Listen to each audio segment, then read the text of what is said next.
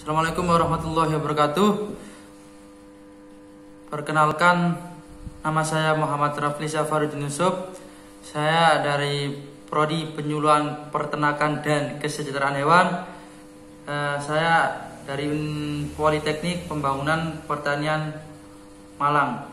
Terima kasih kepada Bapak Andi Warnain, SST M-Ikom yang telah memberikan tugas ini kepada kami, dan di sini saya akan menjelaskan tentang komunikasi interpersonal dan yang berkaitan dengan komunikasi interpersonal. Dan di akhir nanti saya akan memberikan cuplikan sedikit video tentang komunikasi interpersonal untuk lebih memahamkan lagi kepada viewers saya yang telah melihat video ini. Oke, langsung saja kita ikuti penjelasan ini. Tolong disimak dengan baik, dan nanti jika memang ada yang tidak paham bisa langsung ditanyakan di komen. Nanti insya Allah dari komen-komen itu saya akan. Oke, langsung saja kita masuk ke materi ya.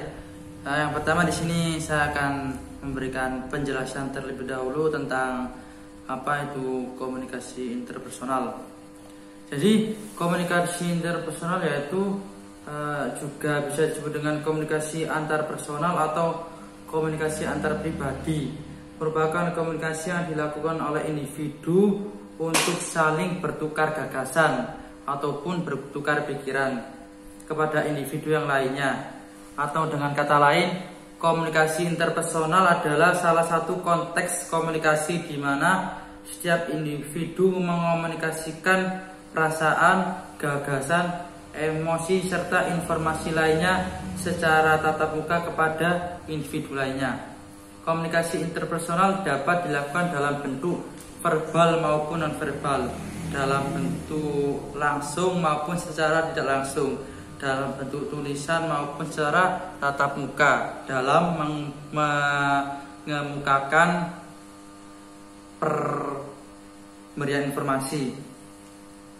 Kemudian komunikasi interpersonal tidak hanya tentang apa yang dikatakan dan apa yang diterima, tapi komunikasi interpersonal juga bagaimana cara kita untuk menyampaikannya. Ketika kita menyampaikannya itu harus bagaimana gerak-geriknya, kemudian mimik wajahnya, ekspresinya dan lain sebagainya, itu juga salah satu daripada yang masuk ke komunikasi interpersonal. Kemudian di sini saya akan memaparkan beberapa ahli atau pakar tentang pengertian dari komunikasi interpersonal, karena menurut beberapa ahli itu mempunyai pendapat masing-masing ya. Jadi kita jadi kita hanya bisa menerima dan bisa karena memang semua orang kan berhak mempunyai pendapatnya masing-masing. Tapi kalau kita untuk mengemukakan pendapat itu kayaknya masih belum pantas karena ilmu kita yang masih kurang. Jadi yang pertama yaitu dari G.R. Miller dan M. Steinberg 1975, yaitu mengemukakan komunikasi interpersonal dapat dipandang sebagai komunikasi yang terjadi dalam suatu hubungan internasional. Kemudian yang kedua, Judy C. Person, DKK 2011, komunikasi interpersonal sebagai proses yang menggunakan pesan-pesan untuk mencapai kesamaan makna antara paling tidak antara dua orang dalam sebuah situasi yang memungkinkan adanya kesempatan yang sama bagi pembicara dan pendengar. Komunikasi interpersonal adalah interaksi verbal dan non-verbal antara dua atau kadang-kadang lebih dari dua orang yang saling tergantung satu sama lain. Kemudian yang keempat yaitu lupa tadi yang pendapat ketiga itu dari Joseph A. DeVito 2013, yang terakhir Ronald B. Adrell DKK 2009 yang berpendapat bahwasanya komunikasi yaitu semua komunikasi antara dua orang atau secara kontekstual komunikasi interpersonal. Jadi kalau yang pendapat nomor 2 itu semua orang kan ketika berbicara dalam lingkup pertemanan atau persahabatan, ketika kita akan mengemukakan sebuah pendapat atau mungkin rundingan dalam suatu permasalahan dan menyelesaikan permasalahan itu, pasti di antara keduanya itu ada pendapat yang berbeda. Dari tujuan interpersonal, dari tujuan komunikasi ini untuk menyamakan daripada menyamakan daripada komunikasi tersebut. Jadi ketika dari perbedaan itu kita akan dapat menemukan ketitian dan makna yang sama. Di intinya ya, bermusyawarah juga bisa termasuk dari komunikasi interpersonal. Kemudian kita curhat kepada teman kita, itu juga salah satu komunikasi interpersonal. Langsung saja untuk elemen-elemen komunikasi interpersonal itu ada banyak sekali ya. Ada 7. Yang pertama yaitu sumber, kemudian yang kedua yaitu pesan, yang ketiga yaitu encoding, decoding, kemudian yaitu yang keempat media, dan yang kelima yaitu adalah gangguan, dan yang keenam adalah umpan balik, dan yang ketujuh adalah konteks sumber. Maksudnya apa? Yaitu komunikasi interpersonal melibatkan paling tidak 2 orang, di mana masing-masing pihak dapat berperan sebagai sumber, yakni membentuk dan mengirimkan pesan, dan juga berperan sebagai penerima, yaitu menerima pesan. Yang kedua yaitu pesan. Pesan merupakan sinyal yang dipandang sebagai stimula atau rangsangan bagi penerima pesan dan diterima oleh salah satu indera manusia dan kombinasi dan beberapa indera manusia. Dengan kata lain, dalam komunikasi tatap muka kita mengirim dan menerima pesan melalui 5 panca indera yang kita miliki. Seperti tadi, ketika kita berkomunikasi itu bukan hanya bagaimana kita menyampaikan dan bagaimana kita menerima informasi, tapi bagaimana ketika kita itu menyampaikannya gitu loh. Dalam ekspresi seperti apa kita menyampaikan, kemudian raut wajah kita seperti apa ketika menyampaikan, gerak-gerik kita ketika menyampaikan seperti apa, bahkan kita diam dan garik sendiri ketika menyampaikan itu salah satu bentuk mimik wajah seperti itu. Kemudian encoding, decoding. Yang dimaksud dengan encoding adalah tindakan memproduksi pesan seperti menulis dan berbicara. Sementara itu yang dimaksud dengan decoding adalah tindakan memahami pesan seperti mendengar atau membaca.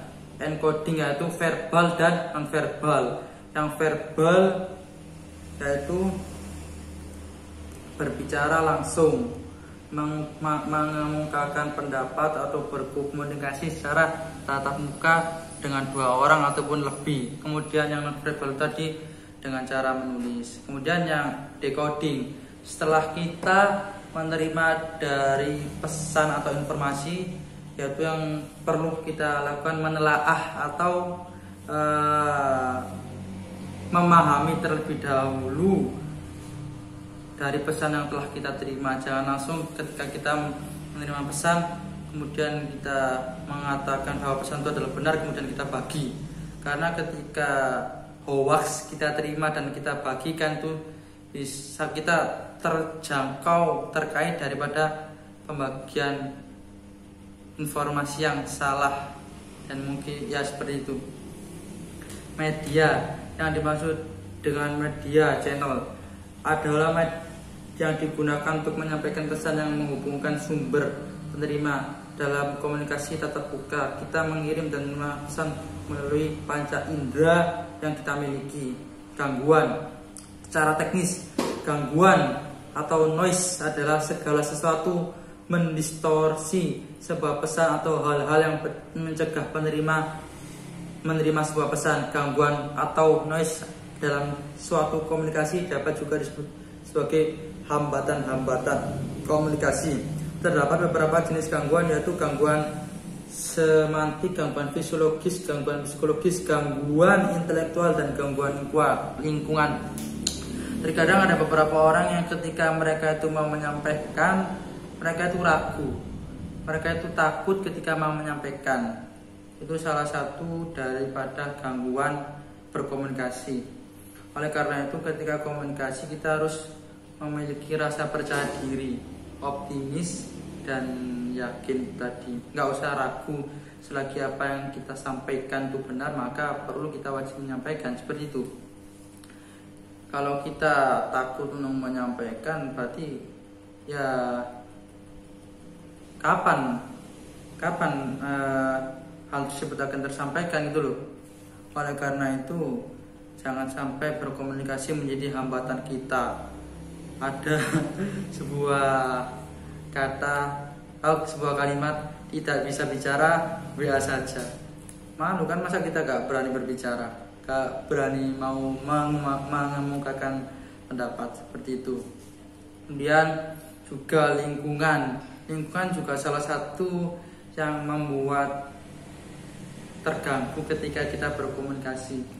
Seperti ketika kita mau menyampaikan, mungkin kita mau berpidato, tetapi ketika kita mau melakukannya, masyarakat sekitar tidak mendukung, malah menghina, malah mencaci maki, dan itu salah satu gangguan dari komunikasi interpersonal. Umpan balik, umpan balik, feedback adalah informasi yang kita terima sebagai bentuk respon terhadap pesan yang telah kita kirimkan. Umpan balik dapat berupa umpan balik verbal maupun umpan balik non-verbal, umpan balik positif ataupun umpan balik negatif dan lain sebagainya. Ketika kita berbicara dan ketika kita menyampaikan, pasti akan terjadi suatu informasi yang kita dapatkan atau umpan balik atau feedback, tergantung daripada kita menyampaikannya. Ketika kita menyampaikan secara baik-baik, maka informasi yang kita dapatkan lagi dari yang telah kita sampaikan itu juga akan insya Allah baik juga. Oleh karena itu, apa yang keluar dari hati pasti juga akan tersampaikan ke dalam hati. Yang ketujuh itu konteks.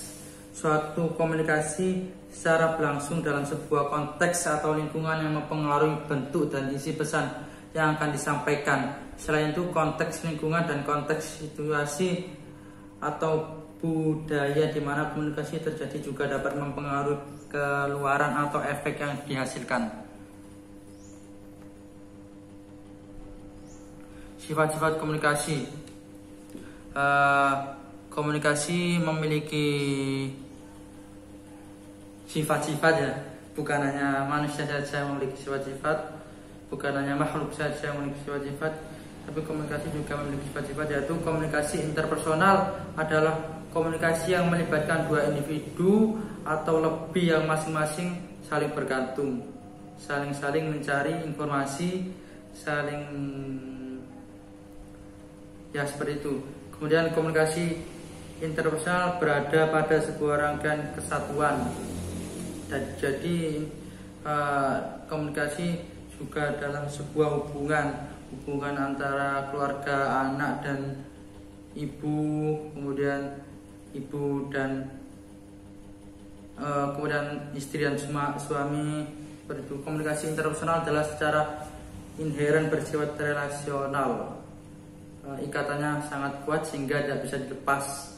Komunikasi interpersonal melibatkan pesan verbal maupun pesan non-verbal, dan komunikasi interpersonal berlangsung dalam berbagai bentuk, seperti itu.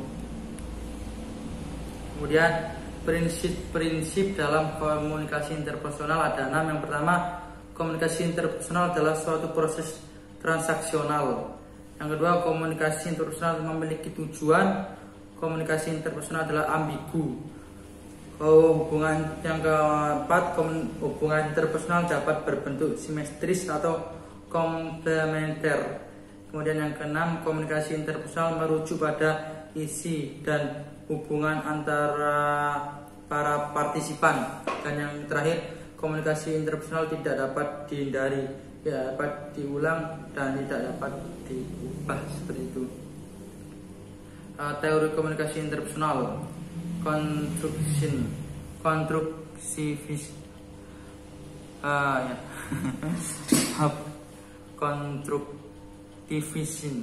kerangka kerja teoritis yang berupaya untuk menjelaskan mengapa individu berkomunikasi dengan cara yang mereka lakukan dan mengapa beberapa komunikator lebih sukses dibandingkan yang lainnya. Bener. Kebanyakan dari orang yang pandai berkomunikasi itu kok sukses ya. Banyak dari kita yang merebutkan IPK, tapi untuk hard skillnya, untuk ketika langsung berbicara atau berpraktek itu nggak ada, cuma seperti tong kosong nyaring bunyinya. Benar IPK kita bagus, tapi IPK juga bukan menentukan. Memang salah satu hal yang bisa menentukan kita baik di masa depannya, tapi skill secara kita berbicara itu pun juga perlu gitu loh. Ketika kita walaupun IPK kita pas-pasan, tapi ketika kita berani berbicara di hadapan orang, maka itu yang lebih banyak persenan ketika kita menjadi orang sukses, yaitu dari ketika kita berani berbicara di hadapan orang banyak. Karena ketika kita berbicara, dari situlah sikap kita akan terbentuk, mental kita akan terlatih. Karena kadang ada orang yang nggak mau menerima dengan pendapat kita, itu bagaimana cara kita untuk meresponnya. Itu attribution theory, sebuah kerangka kerja untuk memahami bagaimana masing-masing individu menginterpretasikan perilaku mereka sendiri dan perilaku orang lain. Action assembly theory, teori yang dikenalkan oleh John Green, ini berusaha untuk menjelaskan dari mana pikiran kita datang dan bagaimana kita mengartikan berbagai macam pikiran tersebut ke dalam komunikasi verbal. Social penetration theory, teori yang digagas oleh Irving Altman dan Dalmas Taylor, menggambarkan bagaimana self-disclosure menggerakkan hubungan dari superficial ke intim. Ini adalah teori yang pertama yang mengkaji tentang bagaimana perubahan dalam pola komunikasi dapat berdampak pada perubahan dalam hubungan. Kemudian yang terakhir, communication accommodation theory, teori yang dikembangkan oleh Howard Gills dan kawan-kawan. Ini diberatkan pada bagaimana dan mengapa orang memodifikasi atau mengubah perilaku komunikasi mereka dalam situasi yang berbeda. Manfaat komunikasi interpersonal. Dalam mendatangkan manfaat, tahapan hubungan interpersonal. Yang pertama itu kontak. Kemudian ini tahap-tahapan hubungan komunikasi interpersonal, yaitu kontak. Kemudian keterlibatan. Ketika kita nggak ada permasalahan dalam sebuah hubungan, tapi kita sebagai saksi saja dalam keterlibatan itu, maka kita pun akan terjalin komunikasi interpersonal itu. Kemudian keakraban, saya dan sahabat saya seperti itu akan muncul sebuah komunikasi. Kemunduran atau permasalahan itu juga salah satu penyebabnya perbaikan dan putusnya hubungan, seperti itu. Kemudian manfaat dari komunikasi interpersonal, yaitu dapat mendatangkan manfaat intelektual, termasuk dalamnya pemahaman yang mendalam terhadap diri dan orang lain serta hubungan interpersonal. Dapat memberikan manfaat praktis, termasuk di dalam pribadi, sosial atau hubungan dan profesional. Komunikasi interpersonal sangat penting bagi kita secara fisik. Mereka yang memiliki hubungan interpersonal yang baik, yang lebih sehat secara mental dan fisik. Komunikasi interpersonal membantu kita memenuhi kebutuhan sosial kita. Dengan memahami proses komunikasi interpersonal akan memberikan pandangan terhadap bagaimana suatu hubungan dapat menjadi lebih sukses dan memuaskan. Yang terakhir yaitu melalui penelitian, komunikasi interpersonal dapat membuat kita berpikir bahwa kita berkomunikasi dalam suatu hubungan dan menyadari bahwa secara aktual berkomunikasi dalam satu hubungan adalah sangat berbeda. Ya, mungkin itu yang bisa saya sampaikan tentang komunikasi interpersonal, mulai pengertiannya dan lain sebagainya. Untuk para viewers atau yang melihat video ini, silahkan Anda mengkomen atau mungkin bertanya. Jika memang saya paham, pasti saya insya Allah akan menjawabnya. Tapi sebelum saya tutup, di sini saya akan memberikan cuplikan yang seperti pertama kali saya sampaikan. Saya akan memberikan cuplikan video sedikit tentang komunikasi interpersonal. Oke?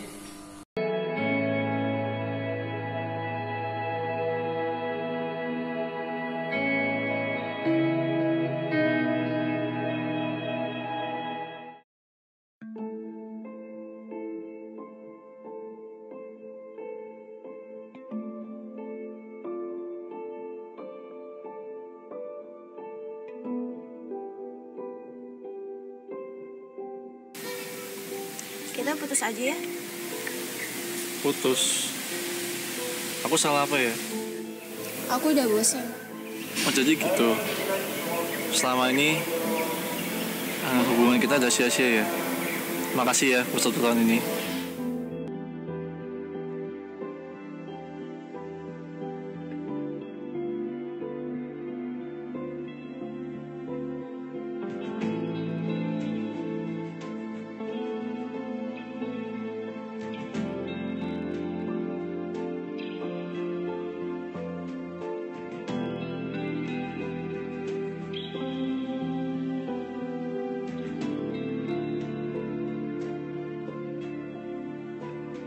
Sebenarnya kamu ada masalah apa?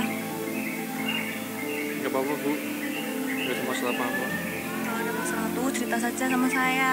Jangan sampai masalah kamu tuh membebani perkuliahan kamu nantinya. Saya sendiri juga bingung Bu, saya sedang kenapa? Mungkin ibu sebagai dosenmu bisa membantu. Bantu saya mencari diri saya yang sebenarnya. Kamu kenapa?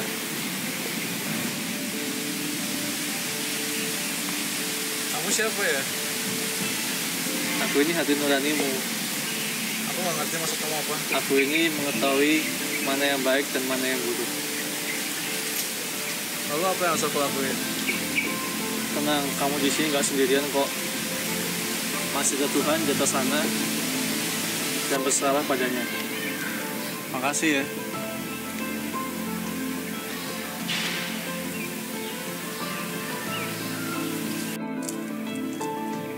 Nick, lu habis putus sama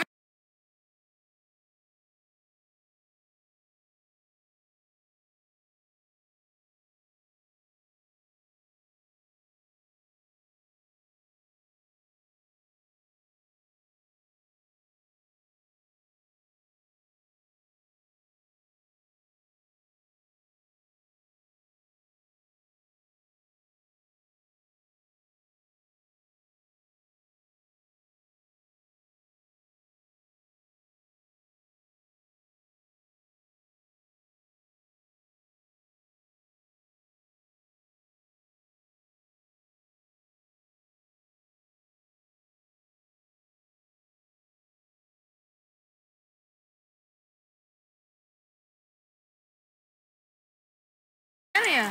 Iya nih. Yang sabar ya. Mary emang gitu orangnya. Terus tugas lu sekarang adalah untuk move on. Jangan sampai hidup lu kacau gara-gara cinta. Makasih ya, Sa. Dan galau mulu lu.